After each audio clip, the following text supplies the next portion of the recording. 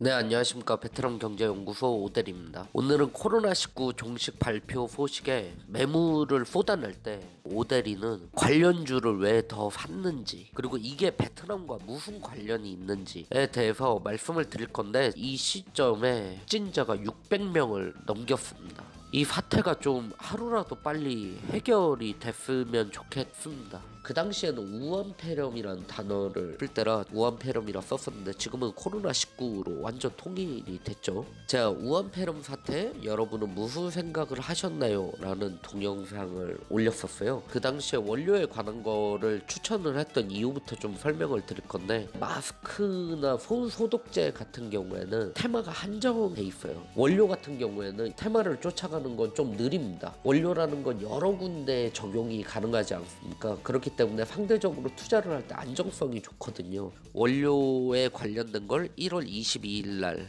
동영상을 찍으면서 이 테마를 공개를 했죠. 한번 그 동영상을 보겠습니다. 우한폐렴 사태가 딱 있으면서 이것저것 수혜주가 뭔지를 쫙 체크를 해봤는데 바이오, 마스크, 소독제 막 있더라고요. 이 중에 하나 빠졌어요. 이 수혜를 보는 바이오 관련된 원료 쪽을 좀 봐야겠다라는 생각을 했습니다. 소독제든 바이오든 이런 원료와 관련된 게 정말 튼튼하고 실적이 안정돼 있고 장기적 비전이 있다면 저는 이런 부분에선 앞으로 좀 관심을 갖고 스터디를 할 필요가 있겠다. 잘 보셨나요? 이 내용은 저희 채널에서 다시 확인하시면 되고요. 그러고 나서 제가 한 번 더 찍었는데 1월 27일 날 올렸어요. 실제로 촬영한 거 아마 25일, 24일 이쯤 됐을 겁니다. 당시에는 한국 언론은 굉장히 차분했었고, 베트남 분위기 같은 경우엔 저도 베트남 친구들이 질병에 관해서 제가 모를까봐 알려주는 경우를 제 경험에는 처음이었기 때문에 저는 그래서 좀 주목을 하고 있었고, 이게 투자에 굉장히 좋은 포인트죠. 제가 여기서 그 말씀을 드렸잖아요. 한국에서는 안심하라고 했는데 베트남에서는 생각보다 경각심이 강했다. 결과적으로 보시면은 원료 관련된 에탄올이라든가 이런 주식들이 뭐 다 올랐죠. 그 당시 국내 상황을 얘기를 해보자면 2월 15일 기관된 코로나19 5일째 추가 확진자 0명, 2월 13일 날 대통령께서 코로나19 머지않아 종식 경제 되살릴 때 그때 의문을 가졌던 게 있었어요. 이때 딱 투자 상황이 어땠냐면 2월 뭐 3일 뭐 종식됐다, 뭐 별거 아니다 이런 얘기를 할 때 쫘라락 무너지고 있죠. 매물을 쏟아내고 있었어요. 저는 이때 주워 담고 있었고요. 이때 분할 매수로 주워 담고 있었는데, 그럼 저는 왜 이때 주워 담기 시작했냐면 이해관계자가 있다라는 생각으로 접근하는 게 중요합니다. 그러니까 이 기사의 숨은 의도가 뭘까?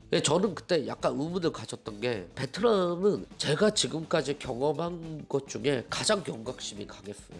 기사를 하나 띄워드릴 건데, 이 베트남 기사처럼 베트남 16번째 확진자도 퇴원을 했죠. 뭐 오늘 제가 이걸 찍는 시점에 다낭에 2명이 더 확진자가 확정됐다는 기사가 올라오긴 했는데 진위 여부를 확인하고 있는 상황이라서 그것까지 올리질 않았습니다. 베트남은 이 모범 사례가 됐고 앞으로 생산 기지로서 많은 기업들을 또 유치를 하겠죠. 안정감이 있으니까. 베트남을 보면서 어쩌면 우리가 너무 안일하게 생각하는 걸 수도 있다, 진짜 위험할 수도 있다라는 생각을 했던 게, 청와대 소독을 하는 걸 보고 생각을 했습니다. 그런 이해관계적인 생각을 저는 해서 이게 별거 아니다라는 얘기를 하는 게 아닐까, 그래서 입국 금지를 안 하는 게 아닐까라는 생각을 했고, 한국 언론에 나오는 것보다 상황이 심각하고 알고 있을 수도 있겠다라는 생각을 조금 했어요.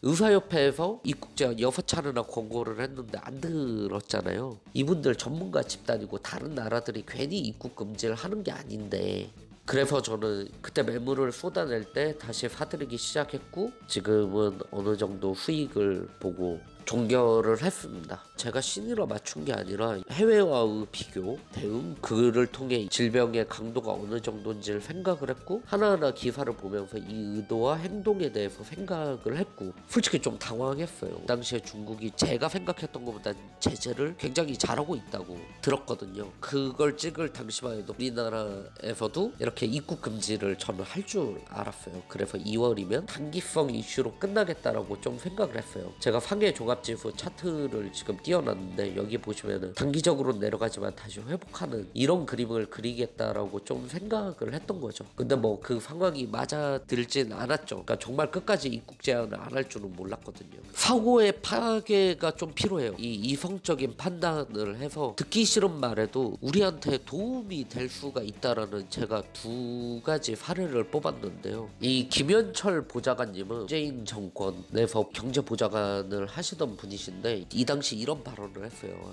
헬 조선 탓하지 말고 남방 국가로 가라. 저는 이게 비난받는 거 보고 진짜 깜짝 놀랐어요. 냉정하게 머리로 생각을 한다면 김현철 보좌관님은 취업에 청기 누설을 한번 가르쳐 드린 거예요. 기업이 많이 나가고 우리 정부가 신남방 정책에 대한 드라이브를 강하게 걸기 때문에 사회에서 필요한 인재가 되기 위해선 베트남과 같은 이런 남방 국가의 경력과 언어를 배워두면 어딜 취업을 못합니까? 박근혜 정권 때 최경환 경제부총리가 하셨던 말씀이죠. 빚내서 집 사라. 이 말이 딱 나왔을 때 와 정말 세상에서 가장 나쁜 사람이 돼 있었죠.